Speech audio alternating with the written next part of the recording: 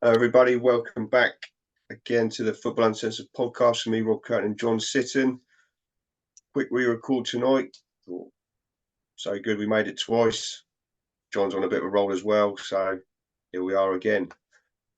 And I think most people know what we're going to talk about for the bulk of it if we can.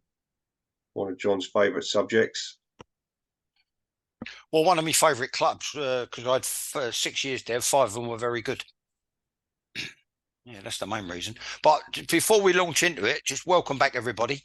Yeah, I mean, we just thought to myself, we run over. There was a lot of games we didn't mention, but we just scratched the surface of different things in the last episode with regards to playing out from the back.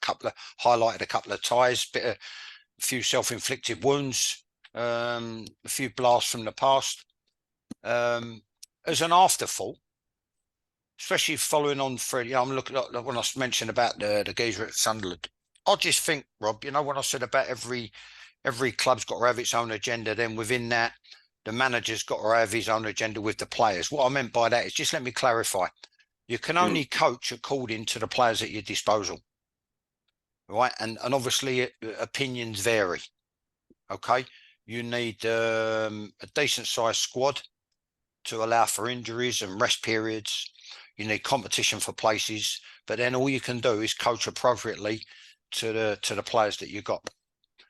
So just to exaggerate that point, amplify that point a little bit, I honestly don't get players, because let's face it, they wouldn't be in Division 2, Division 1 Championship if the goalkeeper could roll it out in his 6-yard box to somebody who could play round and play round and play round and play.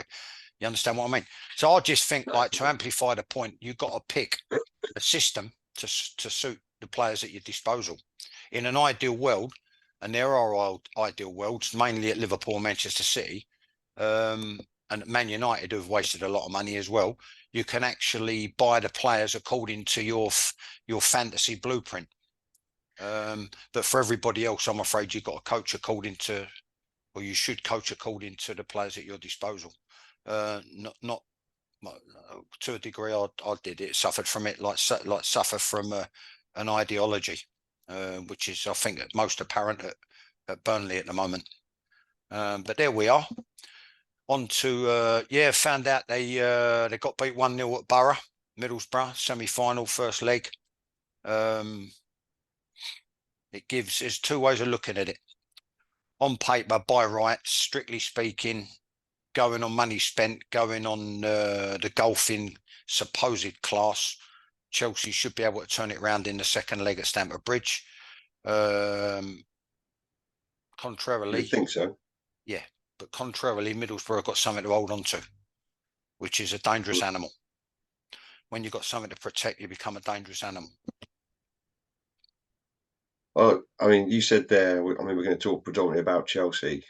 You said there, if you're at the bigger clubs, you've got the comparative luxury, or 9 times out of 10, the comparative luxury of being able to buy the player to suit your fantasy blueprint, to nick your phrase. Yeah.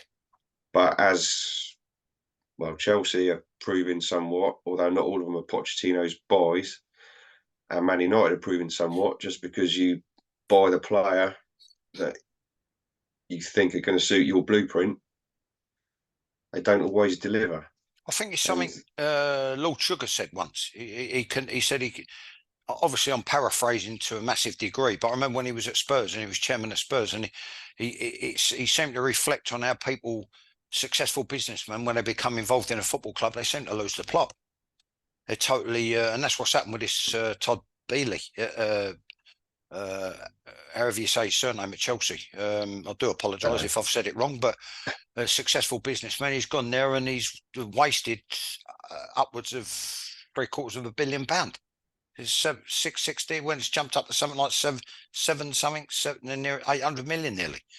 And there's nothing, honestly and truly, there's not one household name that leaps out at me. There's not one. I mean, I'll look back to the successful sides that I come across, and that I was just under Eddie McCready, who himself was an unbelievable defender. And there's loads of little things that are all tied in. You know, you remember the things that the other managers have said, like George Graham, Sir Alex Ferguson, talking about homegrown players and being an integral part of the club, an integral part of the first team. And then you add one or two around that. Because when they cut, they bleed Arsenal. When they cut, they bleed Man United. I don't see that. When, like back in our day, when you cut, you bled blue. You bled Chelsea. And I look at the successful sides of the late 60s, early 70s, massive characters, massive ability in different areas of the field. I can reel them off. People like Dempsey and Webb. Very few mistakes. Dependable. Right? So very, very few mistakes. Very dependable. Very reliable. Very resilient. Then you're looking in the midfield area. Great creativity, athleticism, and resilience, and a great engine, unbelievable ability. People like Alan Hudson, John Hollins, unbelievable engine, great athlete. Wide, Peter Houseman. It depended. Sometimes Charlie Cook, sometimes Tommy Baldwin, but again, unbelievable ability. But also, I remember playing with Charlie in the football combination. It's almost an embarrassment. I was captain at 18. And you could see, like, it demand the ball, and then stuff would happen. And then if it didn't go our way, he would dig in, and he would just give me the ball again. Just keep giving it to me. And Mickey Draw used to say, if you want to rest, give the ball to Charlie, because he'd go on a mazy, and then he'd create something out of nothing. And then obviously up front, Ian Hutchinson, Peter Osgood, you know, unbelievable ability, power, resilience, bravery, quality. And then you come forward and you look at goal scoring legends like Kerry Dixon. Unbelievable threat, so many assets, 2-footed, powerful, very, very quick, unbelievable pace, but he run with power as well. Good aerial ability. David Speedy, Paul Canaville, always a threat. Fast forward to the great teams under Jose, Czech, Ashley Cole, John Terry, Carvalho, who he played with, Desai, who he played with, leaders, warriors, competitors, just refused to be beat. Unbelievable ability, but allied to all those things. Midfield, Lampard. Then you look at the people around him. Then you look at Drogba up front, right? I don't see any of that now. I'm struggling. I'm struggling to pull a name out. Mudryk, he's been a flop, 70 odd million. Goalkeeping situation is no better than it was after giving 78 million for whatever it was, 70 million for the Spaniard, who's been a dismal failure. I can't even pronounce his surname. Ariza Biala, I don't know. Kepa, let's call him a short name. Yeah. I mean, where's the John Terry at the back? Where's the Ashley Cole? Because Chilwell's been injured, fair enough, right? But I look on both sides. I think Reece James now, I think he's come to the end of the line, because he's become so injury prone. He's captain, he's had an operation on his hamstring. I hope he makes a full recovery. But what he's got to do, if I'm him and I'm advising him, right? If I'm a coach, I'm going to say, what you got to do now, like I said to a certain player, what you've got to do is when you've been doing well, when you've been going well, when you've been injury free, when you've had a long run of games, when you've been tip top form, look at how you lived. Then when you've had a run of poor form and you've been injury prone, look at how you lived and compare the two. And inevitably you'll come to an happy medium in terms of the conclusion, right? I hope he can reinvent himself, right? But that situation is not getting any better. Although, to be fair, I do like he's got a bit of devilment about him, the kid who's come in at right back with a medium length hair. I'm looking at the centre backs. Looks like they're going to unload. What's his name? Chalobah. Is that how you say his name? Chalobah, yeah, I think so. I said that one of the first podcasts we did. I said not good enough, unacceptably not good enough. all very well being athletes. This touches on what he said again, Michael Owen. I think he done an interview with Simon Jordan. He said back in the day, first and foremost, you had to be a good player. You had to have ability, right? Now you've just got to be an athlete. And I think if anything it summarises that, it's Chelsea's first team at this moment in time. Conor Gallagher, you could say, well, he's no Lampard, but then again, who has been, right? And that's a little bit derogatory, because he's been the only one for me who's tried to play with anything like I knew at Chelsea, with a bit of pride, a bit of passion, a bit of tempo, play it at pace, get in their faces, try and pinch the ball back early. Then I look up front. Where's your Drogbas? Where's your Diegos? You know what I mean? There's no presence there. There's no presence there. So another flop. You say give him time. Well, how much time do you need?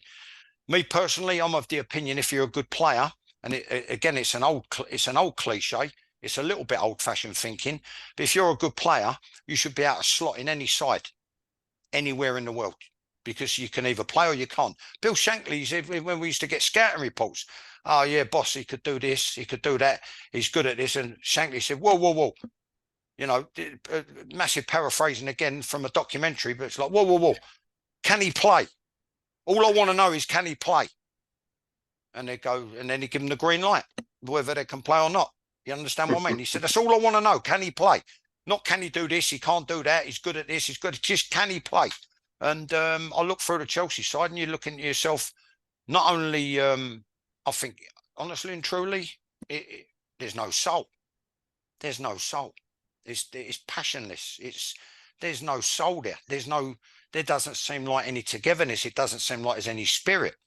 I see a bit of acting when they scored a goal the other week and they've gone over to the corner. It was a cracking goal, and they give it all the thing with the shirt and and blowing kisses to the crowd. Someone else come out to celebrate, looked at the crowd, and I see him. I read his lips. He's like, come on. And it was so half-hearted. It was embarrassing. That tells me mercenaries. They're there, and it's like a paid hobby. They're not paid winners, Rob. It's no. Like a paid hobby. But just touch on what you said there, on scoring a goal and celebrating, and passion, want to be there, etc. If I'm bigging myself up there in my late 40s, if I've ever had a kickabout with mates, going back a few years, it's five-a-side in the gym with workmates, or in a school playground, or wherever you like. That's all the levels I've played at football. When you score a goal or you win, your natural reaction instinct to me is yes, yeah, and the adrenaline flows. You get a rush, yeah. You get a rush, yeah. Thank you. But you've said it there, the lack of passion and the half-heartedness, and we did it in the last episode. We used the word cliche probably a few too many times. So a bit of a cliche, but the whole the badge and all badge this, and all that. Yeah, it's lazy. It means nothing to me. It means nothing to me, honestly and truly. And I think that now that's just become a very much it's a matter of fact. You understand? Yeah. What I see the clay soulless, and I said it a few episodes ago. There's a bit of a stench coming off the pond, and I remember like a lot of family gatherings, a lot of family parties. The family that my oldest daughter married into, they're very tight with the Canes, and they was at all the parties, all the barbecues, all the christenings, all the Christmas gatherings, all the birthday parties. And I remember talking to Harry's dad, Pat. He was going on about Pochettino, and I said, so what's he good at? And he said he's a really nice guy. He's a really good guy. Well, Chelsea don't need that now. That's not. They need a winner. And they're going on about Potter before him with his degree in emotional intelligence. I want a degree in how to beat the opposition 2-0. You understand? Not a degree in emotional intelligence, please.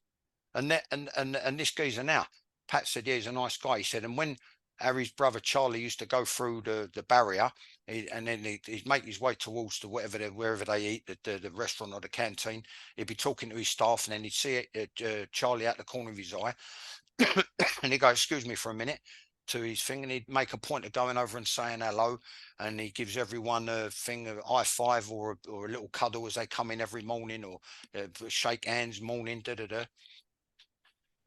didn't need that. I wouldn't need that. What I want is I want a manager who's going to improve me, and I don't think he's assertive enough.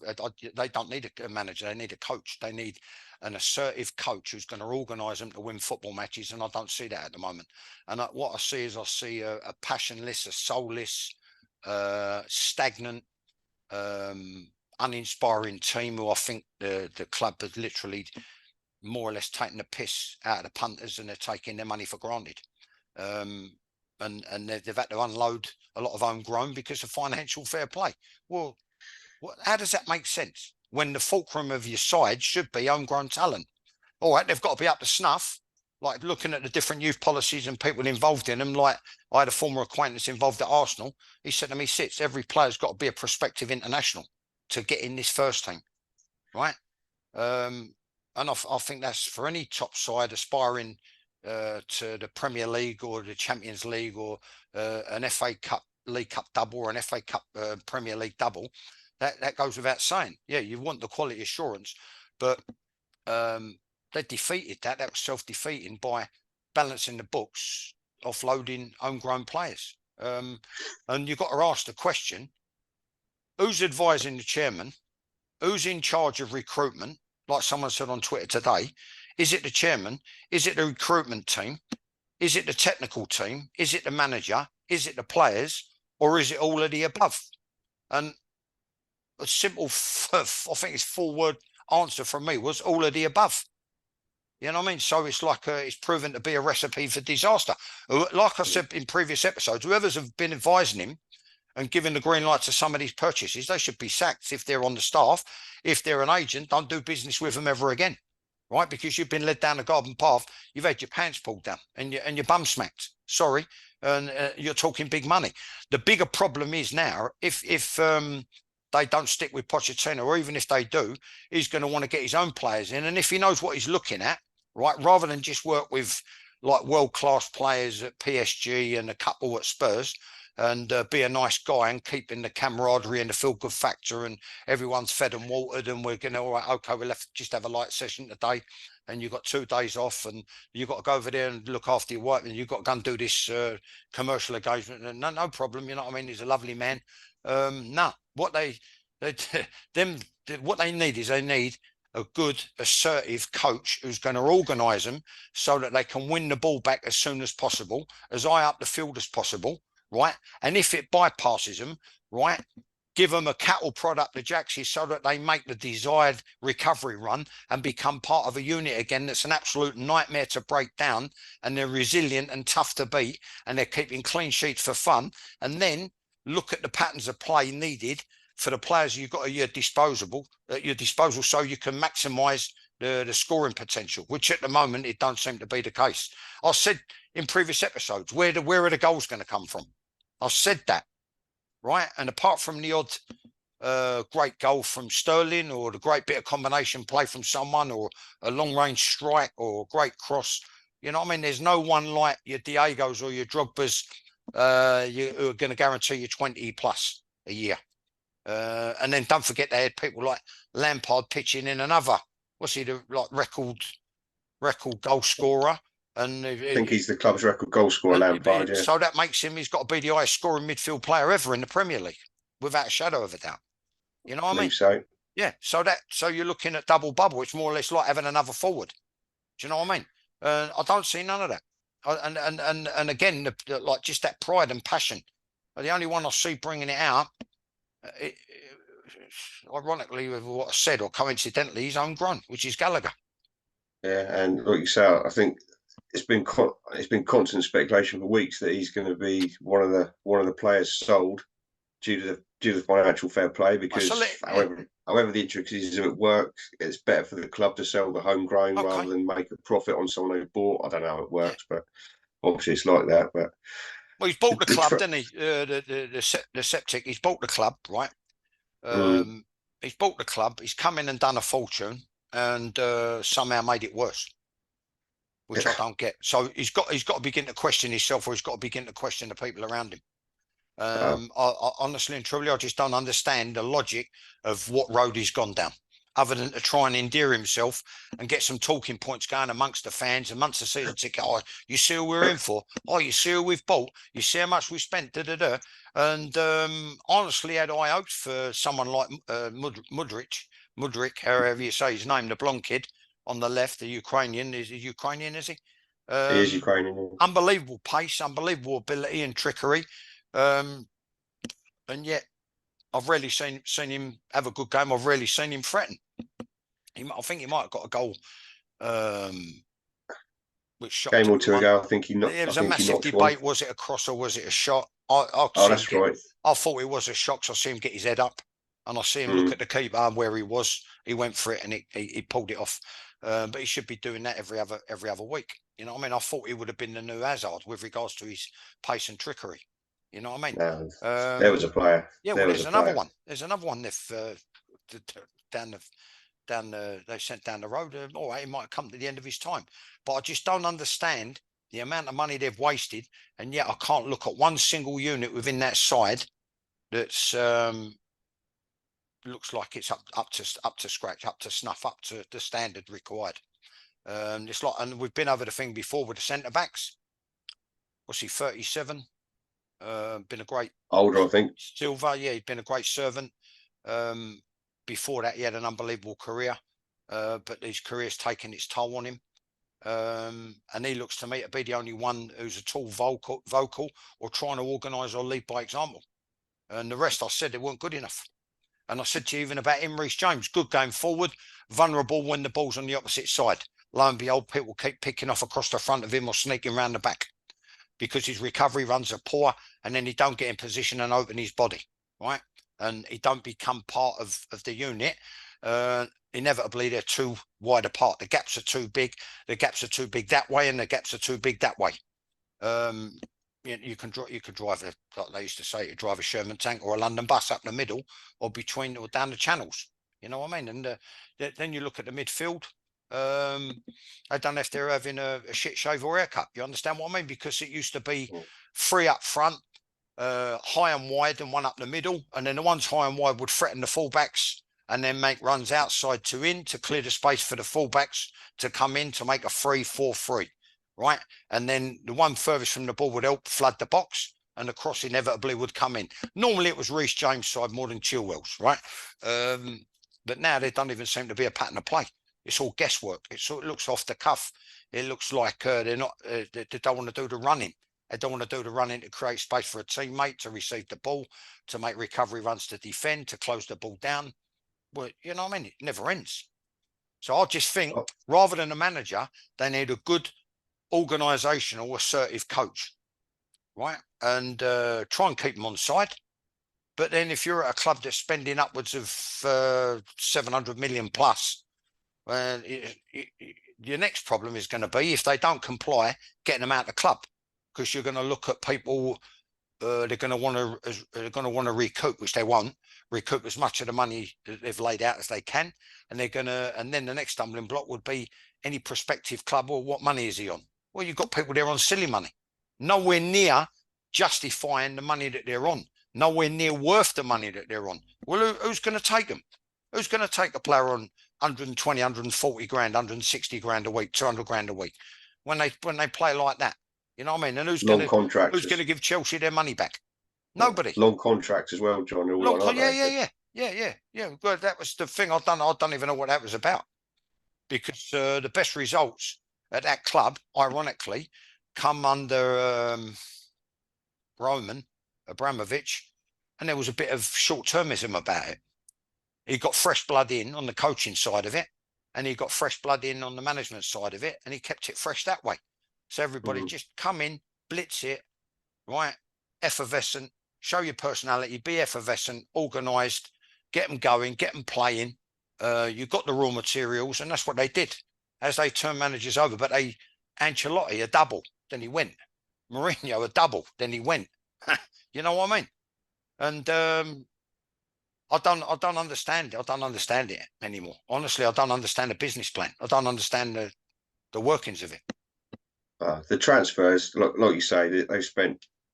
You've you've said it many times. 600, 700, 800, getting on towards 1 billion since Todd Billy Bowley has taken over. I was talking about with mates not too long ago, and we were looking at when we were kids.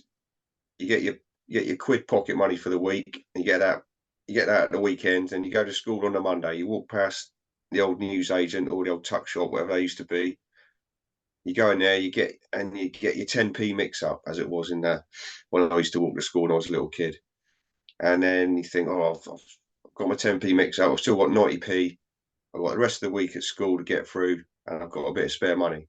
But as we were saying, it's a bit like going in on Monday morning on your way to school, the Chelsea transfer policy, and going, right, I'll have me 10 bonbons, and then thinking about it for about 3 seconds, and then going, sod it, I'll do the rest of my budget on blackjacks and chocolate pennies, and then getting to school, getting a break time, and realising you're skint, but your mate sat next to you in the class has still got 3/4 of his pocket money to spend, and is sitting there smiling. Yeah. Whilst you're going, You probably had a lot, made yourself sick.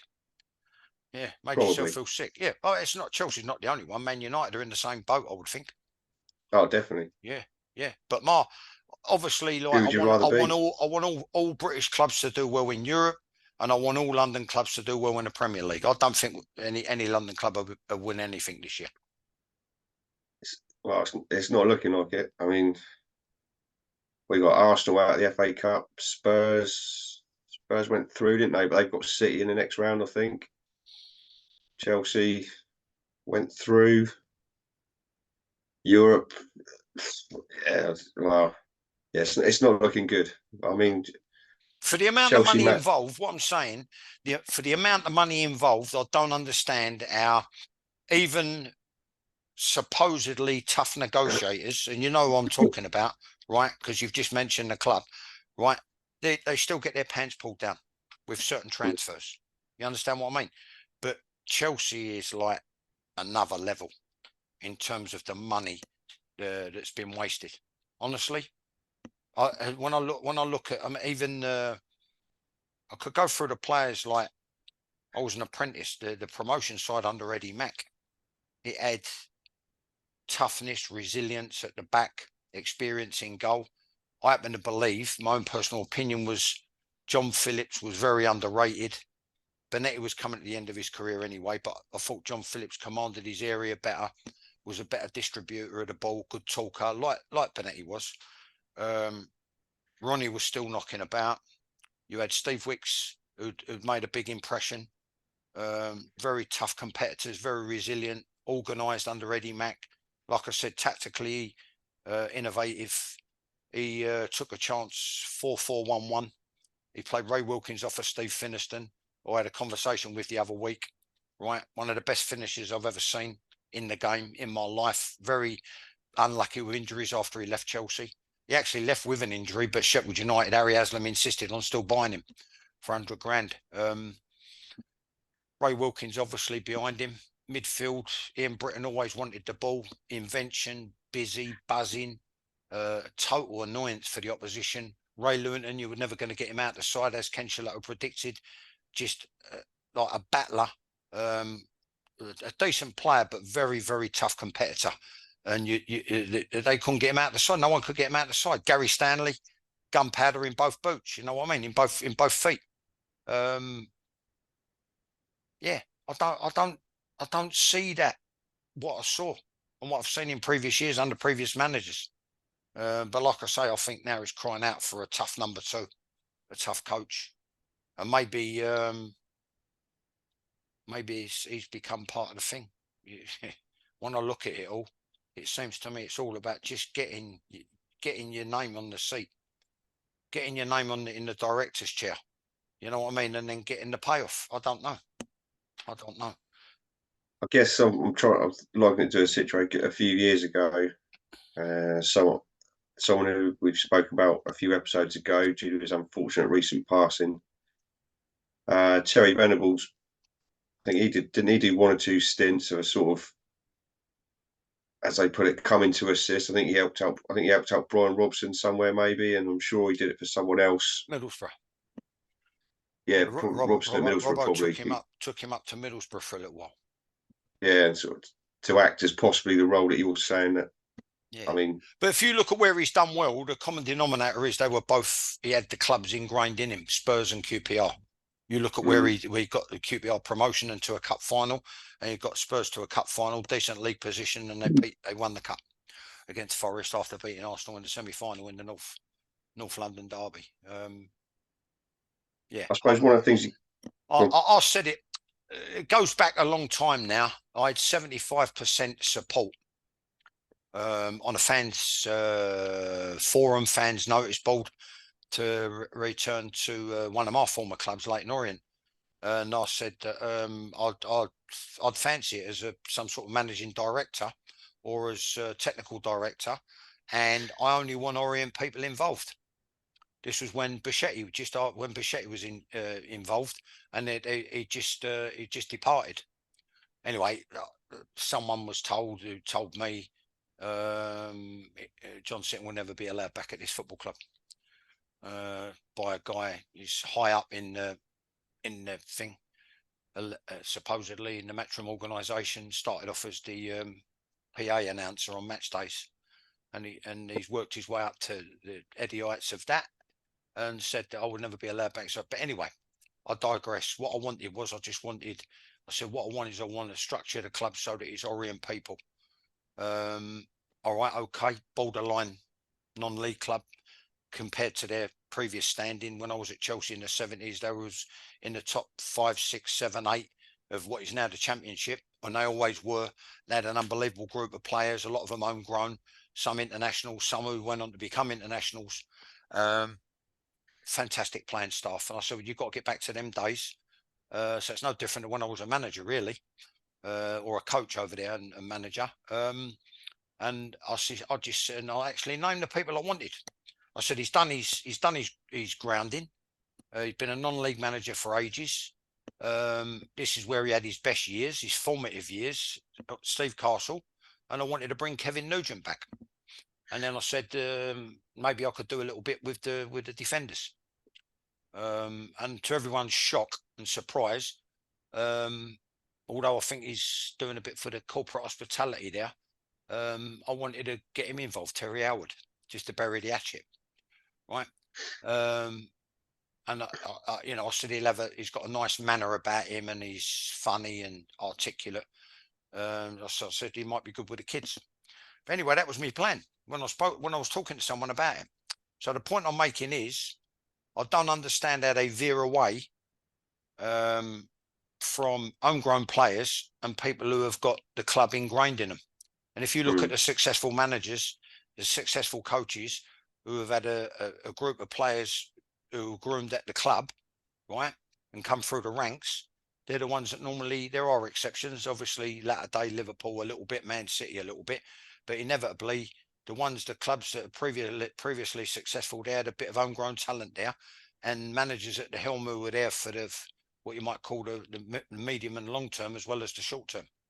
And I think it's all sadly lacking at Chelsea, along with all the other ingredients I've named. Yeah, I can't disagree. I suppose I'm just thinking one of a slight defence of Pochettino. I'd have to look into it. I don't know how many of the players that are there currently were signed on his watch. Certainly, at least one or two of the big money ones, I think, but not. I don't think he was there for the. Well, what I'll throw at him is what I'll throw at him is what I had thrown at me. You knew that when you took the job. The difference being, he'll get compensated to the tune of millions. You know what I mean? So does he want to let his integrity and his honesty shine now and come out and be a little bit more, I don't know, a little bit more assertive, a little bit more competitive and pugnacious about it? I don't know. Or are the players a reflection of him? They're just there for the paycheck. Because it's what I said to you. All these ingredients are missing. There's no pride, there's no passion, there's no purpose, there's no pace, there's no tempo. There's no appetite to defend as a group. There's no appetite to attack as a group. It just seems like, this is Raheem Sterling.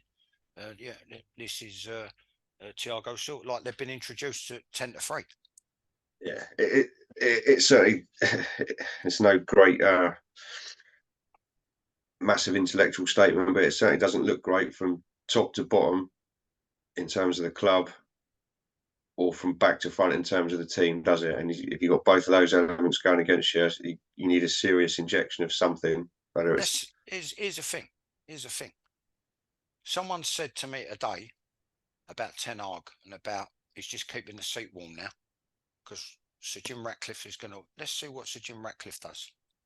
Because someone said it. Sir Jim Ratcliffe is going to want his own people in. Let's see what Sir Jim Ratcliffe does. I'll bet you £1 to a penny, right, that is going to involve Man United people. You would think so. Yeah. I bet he does. I bet he does. Well, yeah, you heard it here first. We'll say first. Well, yeah, we got a few other things, right? I said weeks ago. There's a stink coming off the pond at Chelsea. We said about Liverpool at the start of the season. We said about them being the biggest challengers to Man City and a danger in the cups. So far, so good. We said about certain players, good enough, not good enough. Chelsea have ended up having a clear out. Now they're getting rid of another one who we said's not good enough. Spurs are getting rid of someone we said's not good enough. I said it on this podcast and the one before. You did. The presenter before you. I said he's never be a centre back as long as he's got a hole in his backside. He's vulnerable down the channels. He's vulnerable to the ball down the side of him, down the side of the box. You know what I mean? He marks on the wrong side. He marks outside to in when he should be marking inside to out. And he marks inside to out when he should be marking on the outside. And so it's come to pass. And then with this high line, Postecoglou don't fancy him. So he's offing him. Yeah. So we've got a few things, right? Which is why I'm going to say, Rob, if there's anyone watching, right, who could find a way to sponsor us so we can keep this going and we can do at least one, if not two a week, they could contact me on Twitter. If and if it's a brand, it goes without saying, we'd be more than willing to mention and promote your brand at the start and at the end. So that's all I wanted to say, really. Absolutely, 100%. Yeah, we're listening, and on that, thank you to everyone else for listening and watching again. Please continue to do so. Please continue to support John. Thank you very much. Thanks for your time, Rob, and thanks everyone for watching. Those that do, watch, like, subscribe, tell your pals.